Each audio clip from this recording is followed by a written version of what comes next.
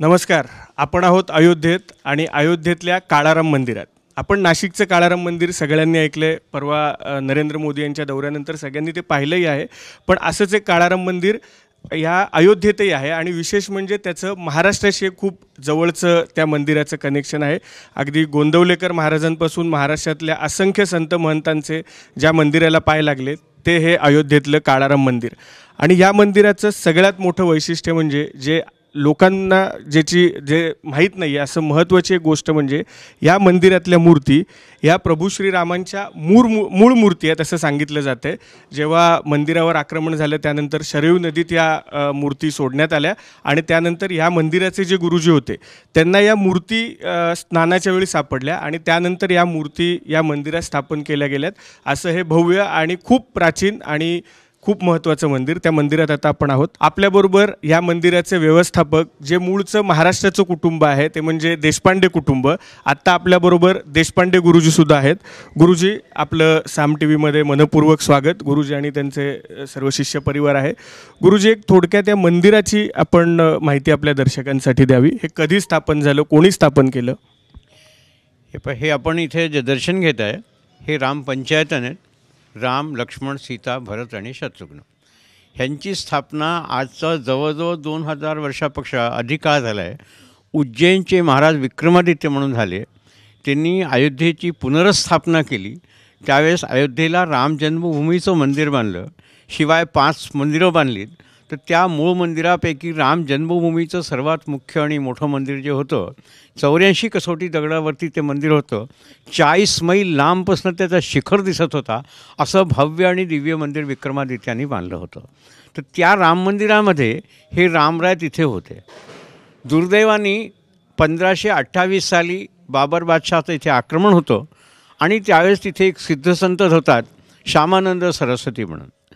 त्यांना असा आभास होतो की यवनांचं आक्रमण होईल, देव पाडलं जाईल, मूर्त्यांचा भंग होईल, देवाचा अव्हेर होईल आणि आपण आपल्या डोळ्यादेखत त्या मूर्तींची विडंबना पाहू शकत नाही. म्हणून काय करावं, कारण आपले प्राण दिल्यानंतरसुद्धा मूर्तीचं संरक्षण करणं अशक्य होतं. अशी परिस्थिती त्यावेळेस होती. म्हणून तिने त्या मूर्त्या सरयू मातेच्या डोहात सोपवून दिल्या आणि सरयू मातेला सोपवलं की ह्याचं संरक्षण तुम्ही करा म्हणून. तर त्याप्रमाणे त्या मूर्त्या ज्या नदीच्या डोहात सोडल्या गेल्या 1528 साली त्या जवळजवळ 220 वर्ष नदीला होत्या आणि 1748ला महाराष्ट्रीयन ब्राह्मण झाले नरसिंहराव मोघे ते नदीकाठ्यावरती राहून तपश्चर्या करत होते. तपश्चर्या करीत असताना त्यांना रामाचं दर्शनाने आदेश आला आणि दुसऱ्या दिवशी ते आंघोळीला नदीच्या डोहाला गेले.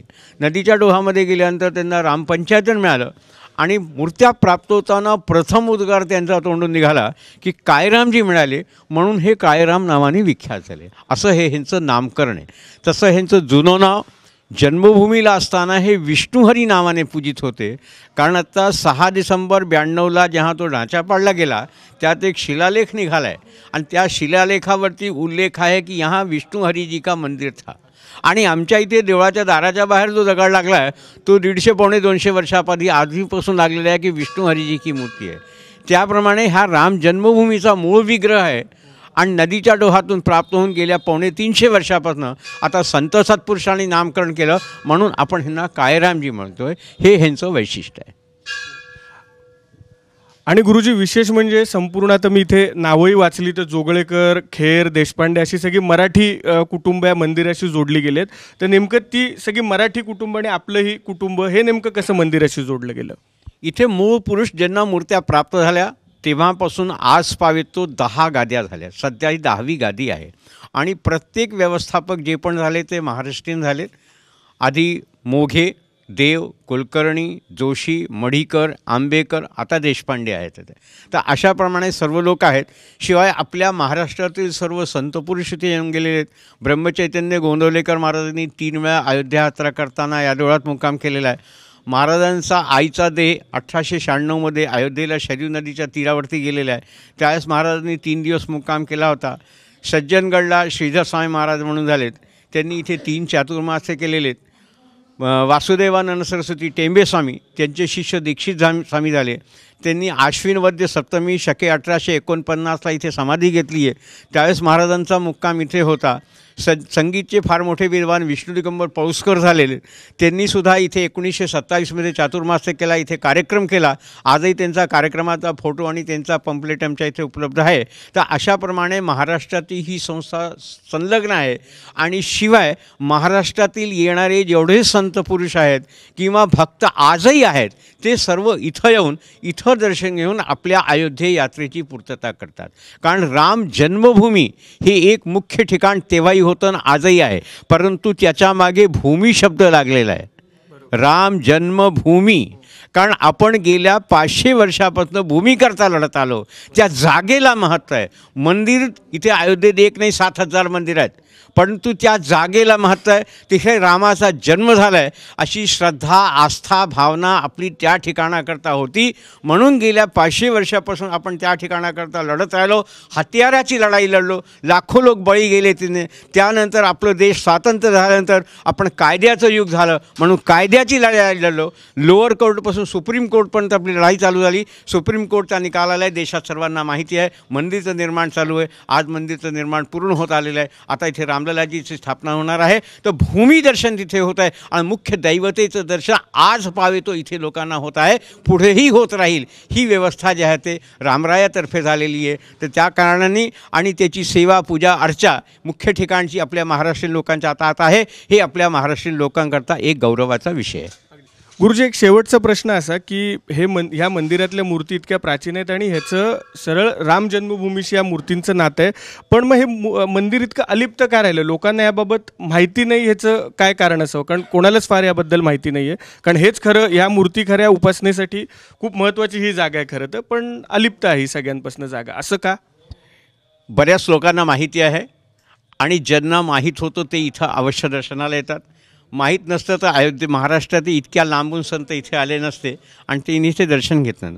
आजही इथलेले लोक जे आहेत किंवा संघाचे जे लोक आहेत किंवा राम जन्मभूमी तीर्थक्षेत्र ट्रस्टचे जे लोक आहेत, त्या सर्वांना याबद्दलमध्ये माहिती आहे. आणि अयोध्येतली 7 मंदिरापैकी एक मंदिर हे आहे. अयोध्येत 7,000 मंदिर आहेत, पण 7 प्रमुख मंदिर आहेत आणि त्या 7 प्रमुख मंदिरापैकी एक मंदिर आहे. इथे नित्य दर्शन घेणारे इथे लाखो लोक आहेत, जे इथे रोज येतात, दर्शन घेतात आणि सकाळपासून संध्याकाळपर्यंत इथे लोक दर्शन घेत राहतात. अशाप्रमाणे मुख्य ठिकाण आहे. हां, आता गल्ली बोळामध्ये असल्याकारणाने किंवा आम्ही त्याचा तेवढा प्रचार प्रसार केला नाही म्हणून ते हे राहिलं आहे. पण आपल्यासारखे लोक येतील, जर त्या प्रचार करतील तर नक्कीच लोकांना, बाहेरच्या लोकांनासुद्धा माहीत होईल आणि ते अयोध्येत आल्यानंतर इथलं दर्शन घेऊन आपल्या अयोध्ये यात्रेची पूर्तता करतील असा आमचा विश्वास. नक्कीच गुरुजी, आपल्या संपूर्ण कुटुंबाने महाराष्ट्रापासून एवढ्या दूर येऊन या मंदिराचं रक्षण केलं, या मूर्तींची नित्य उपासना केली, काळजी घेतली, त्याबद्दल महाराष्ट्रीय वासियांतर्फे आपल्याला खूप खूप धन्यवाद आणि या सगळ्या कार्यासाठी आपल्याला मनपूर्वक शुभेच्छा. आपण पाहतोय काळाराम मंदिराचा इतिहास, इतक्या प्राचीन आणि इतक्या महत्त्वाच्या मूर्ती आज या मंदिरात आहेत आणि साम टी व्हीच्या माध्यमातून महाराष्ट्रातीलही सर्व आम्ही जनतेला रामभक्तांना विनंती करतो की अयोध्येत आल्यावर जरूर या घाटावर, शरयू नदीच्या काठावर असलेल्या या काळाराम मंदिरात आपण दर्शनाला यावं. धन्यवाद. पाहत राहा साम टी व्ही. देश विदेशातील प्रत्येक घडामोडींचे लाईव्ह अपडेट मिळवण्यासाठी आता साम टीव्हीच्या सर्व सोशल मीडिया प्लॅटफॉर्मला लाईक, फॉलो आणि सबस्क्राईब करा. तसंच सर्व नोटिफिकेशनसाठी बेल आयकॉन प्रेस करायला विसरू नका.